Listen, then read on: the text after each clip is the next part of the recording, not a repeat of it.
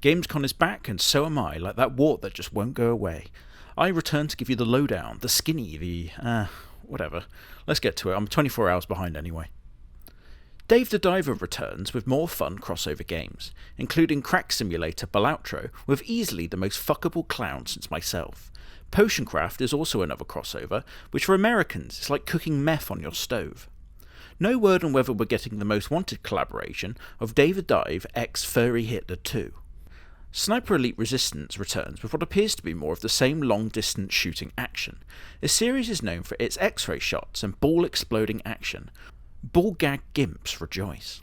Begone Beast, which is also what I say to the demons inside my head, is a co-op horror game where you fight disembodied hands.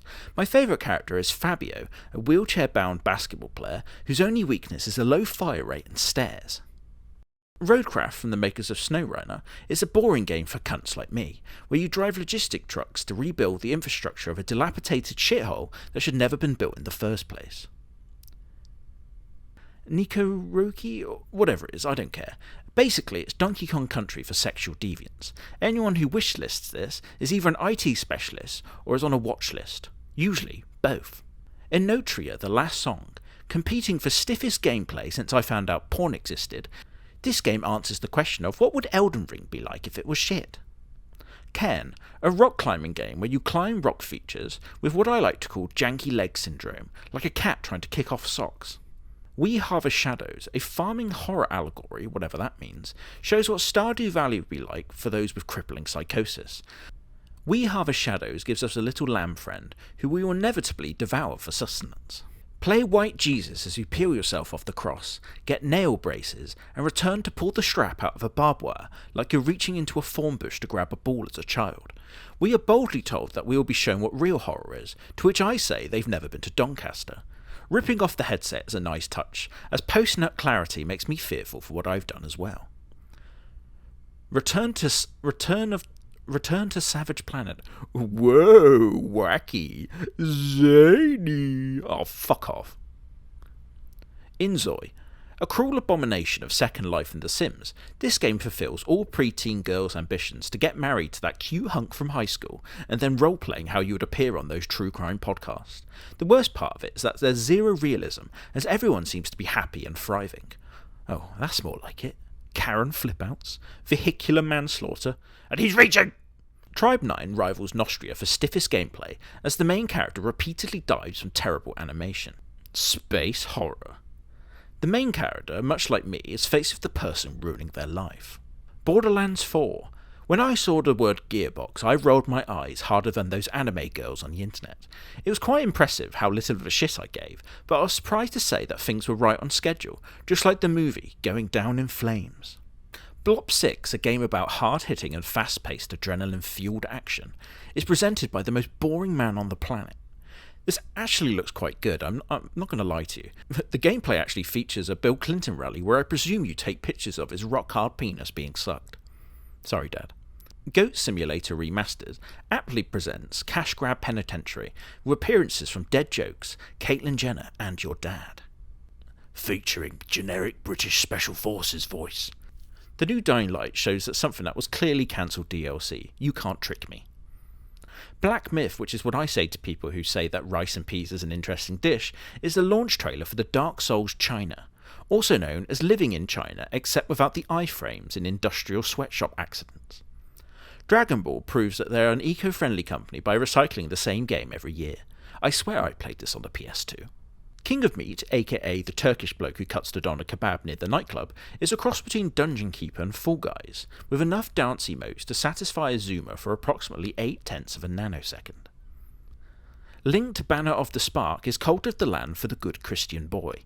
By defeating enemies and building your town, you too can enter the kingdom of heaven. Remember kids, if you savagely beat robots, it isn't murder. Lost Records, Bloom and Rage, an unrealistic game about having positive relationships and therefore very unrelatable. Bloom and Rage is a terrible name for a band, and they should know that you should always name the band after how you want to die. My band's mixtape will be out soon. Feel free to search Head Crushed by a Powerful Goth Queen. Enter your band name below.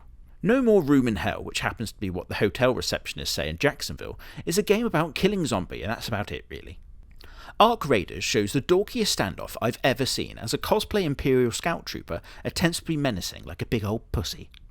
Infinity Nikki shows the celebrations that the natural world will have when the last human is finally hunted down for good. Sadly, one remains and it all seems to go to shit from there. Space Marine 2, whose cast would 100% burn and execute the entire cast of Infinite Nikki for being Xeno scum, looks quite good. Notice me, Henry. Predecessor looks so bland that it makes the German people look fun.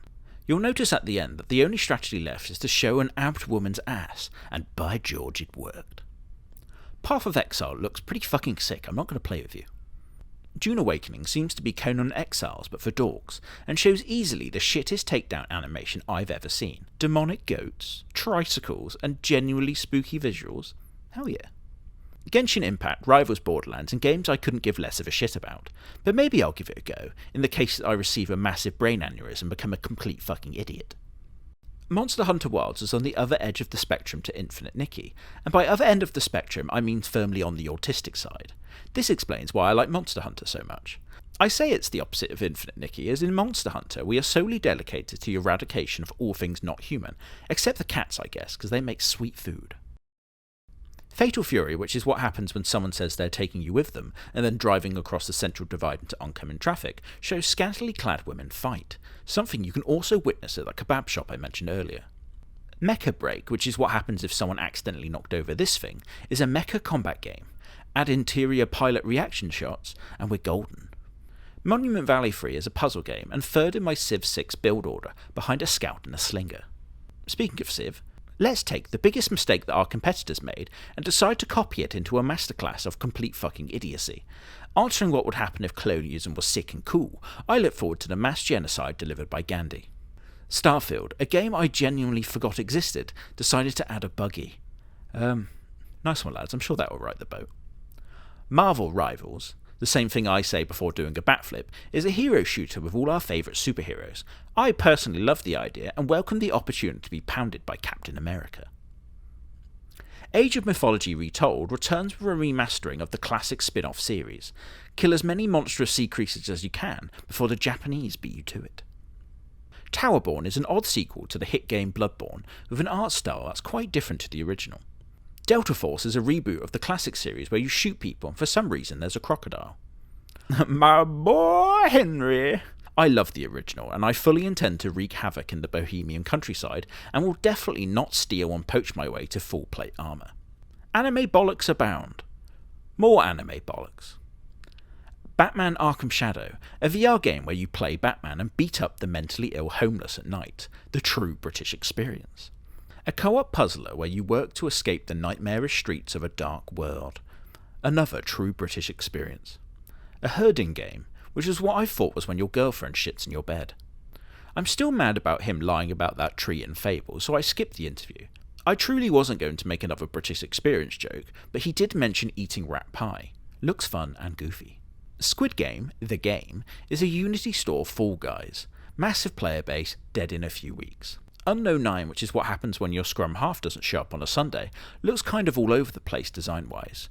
Kind of like a shit seafood mixed with Forspoken. Foreboding.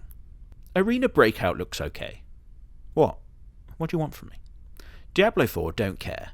The first Berserker had me a bit worried and I thought it was more anime bullshit, but it actually looks kind of cool. Darker and Darker, Do You Not Have Phones Edition. Floatopia. I'm resummoning the Space Marines to kill these abominations before they breed. Indiana Jones, a first-person artifact stealing game. A true British experience. Bollocks. Mafia Old Country. Oh shit, get in motherfuckers.